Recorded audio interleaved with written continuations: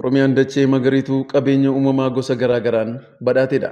Qabeenya uumamaa dilbii uumaan gonfachiise kanaan ofirra darbuun biyya kan soortudha. Imala waggoottan jijjiiramaa keessa fayyadamummaa uummataa roga maraan dhugoomsuuf galmoota misooma baadiyyaa afran wabii midhaan nyaataa mirkaneessuu, alergii guddisuu, kan alaa galan keessaan bakka buusuu fi carraa hojii uumuutu qabamee hojjetamaa jira. Kana dhugoomsuu fi inisheetiiviiwwan fayyadamummaa uummataa mirkaneessan bocamanii hojiirra oolaniin bu'aawwan rogdanees galmaa'aa jiru. ባለፉት 5-6 ዓመታት በተሰሩ ስራዎች ዘንድሮ ብቻ የአነስተኛ አርሶ አደሮች የሰብል ሽፋን ከ17.5 ሚሊዮን ሄክታር ወደ 20.5 ሚሊዮን ሄክታር ማደግ ችሏል። ይሄ ትልቅ እመርታ ነው። Waggoottan shanan ja'an darban hojii hojjetamaniin bara kana qofa uwwisni oomisha qonnaan bultootaa sadarkaa jalqabaa hektaara miliyoona 17.5 irraa gara hektaara miliyoona 20.5tti guddachuu danda'eera. Kun bu'aa guddaadha. ኩታ ገጠም የሚል እንቅስቃሴ መጀመራችን በግልጽ የሚታወስ ሲሆን እስከ ባለፈው ዓመት ድረስ 8.7 ሚሊዮን ሄክታር መሬት በኩታ ገጠም የተሸፈነ ቢሆንም ዘንድሮ ወደ 11.8 ሚሊዮን ሄክታር ማደግ ችሏል። ቆኖ ክላስተራ ኤገሉን ኬኛ ቀበተማን kan beekamu yoo ta'u hanga bara darbeetti lafa hektaara miliyoona 8.7 kan uwwifame ta'us bara kana gara hektaara miliyoona 11.8tti guddachuu danda'eera. የመሬት ሽፋን ብቻ ሳይሆን ኩታ ገጠምም በከፍተኛ ደረጃ እመርታ አሳይቷል። ስንዴም ብቻ እንደ አንድ የሰብል ምርት ብንወስድ በመኸር 4.2 ሚሊዮን ሄክታር ስንዴ ተሸፍኗል።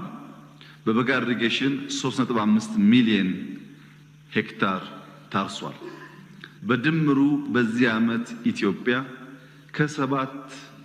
ከ7.7 ሚሊዮን ሄክታር ያላነሰ በስንዴ ሰብል የሸፈነች ሲሆን ከዚህም ከ300 ሚሊዮን ኩንታል ያላነሰ ምርት ይጠበቃል።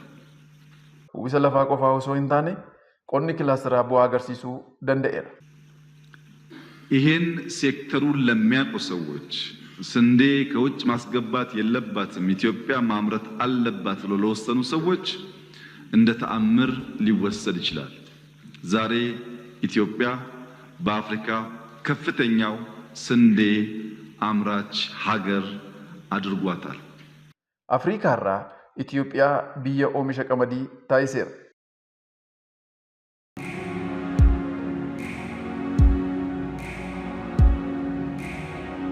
Wabii nyaataatiin Oromiyaan of danda'uu qabdi. Deeggarsa kamiyyuu addunyaa kamirraa fuunee nyaachuun nurra hin jiraatu. Nugaa amma yoonaa kan deeggarsa biyya adda addaa irraa finnee nyaanne nugaa ammaan booda Oromiyaan oomishtee of danda'uu qabdi. Oromiyaan oomishtee Itoophiyaa danda'uu qabdi. Oromiyaan oomishtee gaafa Afrikaa danda'uu qabdi. Oromiyaan oomishtee addunyaadhaaf ekspoortii gochuu qabdi. Kan ammoo hojjechuu dandeenya. Harka hojjechuu danda'u, sammuu hojjechuu danda'u akka qabnu qabatamaatti arginee jirra.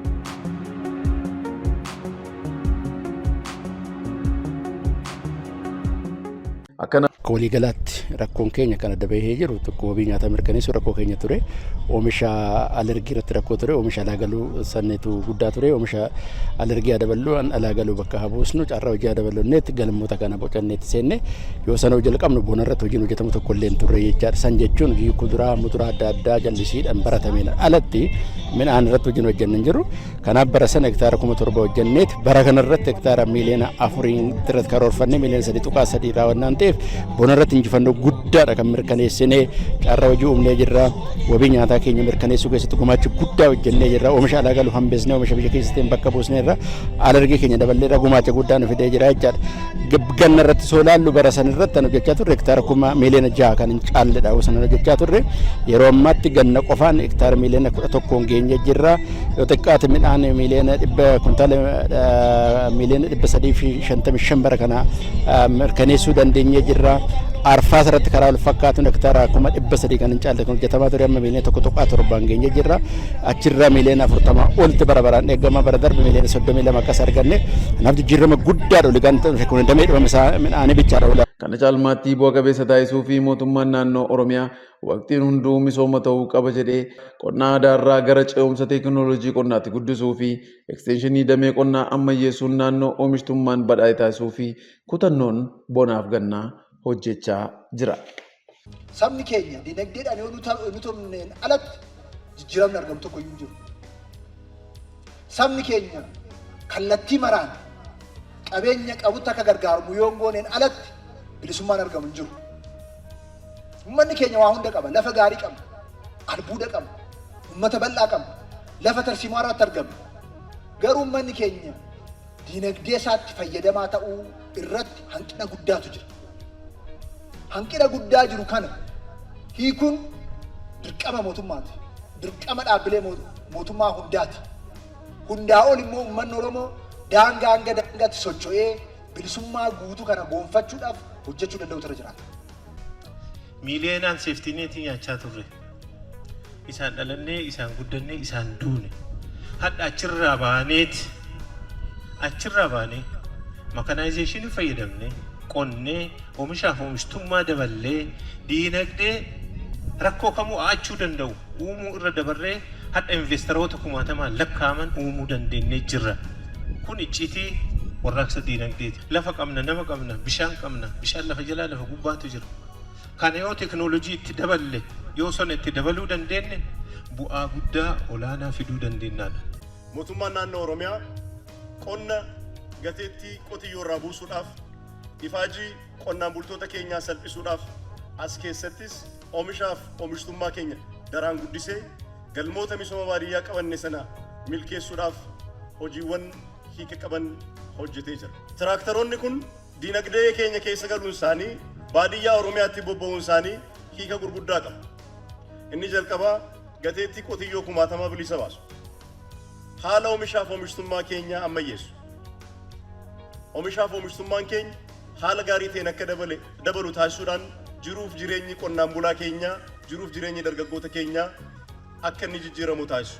Bara oomishaa 2017 kan bara darbee irra baay'ina qulqullinaa fi ariitiin oomishaa fi oomishtummaa dachaan dabaluu fi qonna arfaasaaf gannaan qophii ga'aan taasifamee hojiitti seenameera.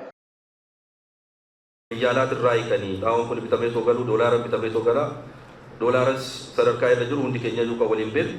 Gatiin xaa'oo kun immoo biyya keessatti akkuma biyya alaatiin bitame sanaan biyya keessattis akka gadi hin buune mootummaan xiyyeeffannoo guddaa kennee hojjechaati kan jiru. Keessumaa bara kan sabsiidii kan barreen gaddaattis godhamee jira. Bara kanas sabsiidii guddaan godhamuudhaaf yaaliin guddaadha kan godhamaa ture. Aga qarshii biliyoona 89 kan ta'u qonnaan bulaadhaaf sabsiidiin godhamee jira jechuudha. Gatiin amma gadi bu'ee kana osoo hin taane silaa kan ta'uu danda'u kanaa olitti deemuu kan danda'u mootummaan sabsiidii irratti xiyyeeffatee qonnaan bulaan akka hin miidhamne taasisuudhaaf sochiin taasifamee jira. Guutuu Oromiyaa keessatti roobni roobee jira.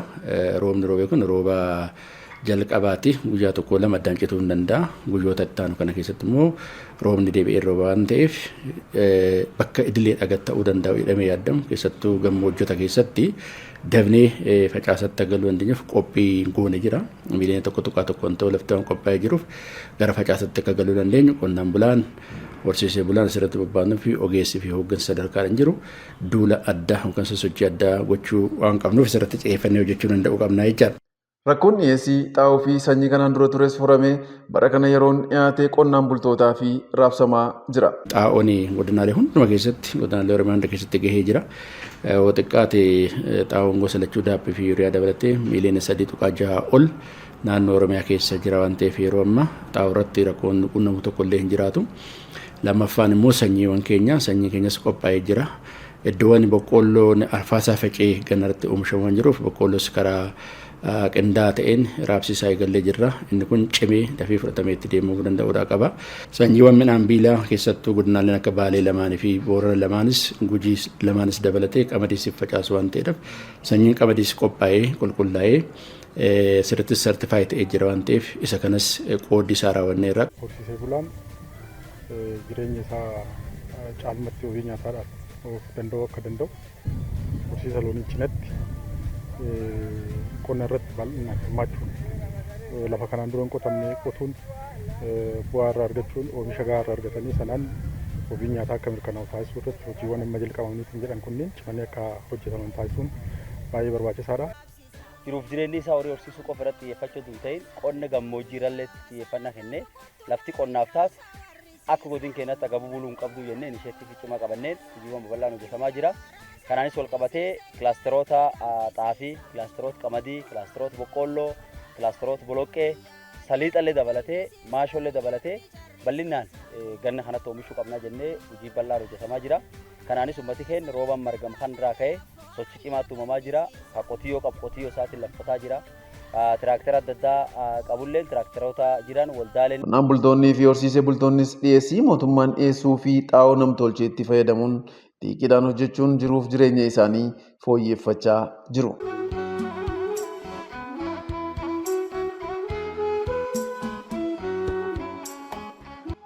Midhaan kana lafa hektaara 2.5 facaafadhee jira. Midhaan kun galata waaqaa adoo haqee taate torbaan lamaan duubatti gar soorrilmaan xiyyaatti naa jijjiiramanii soorachuuf qophii jira.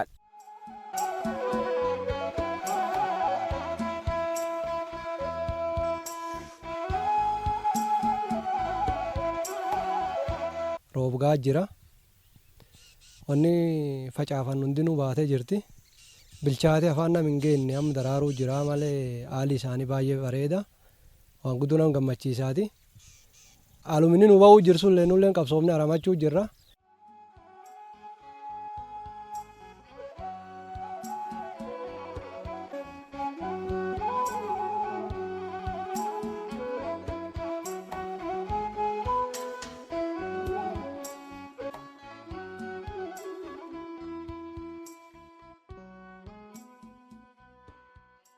Bokkaaleen akkuma dansaa nu roobu jirani. Midhaanillee guddoo akkuma dansaa nu bahee kuno akkuma argitan kana akkuma dansaa kuno haramaallee haramuu jirra.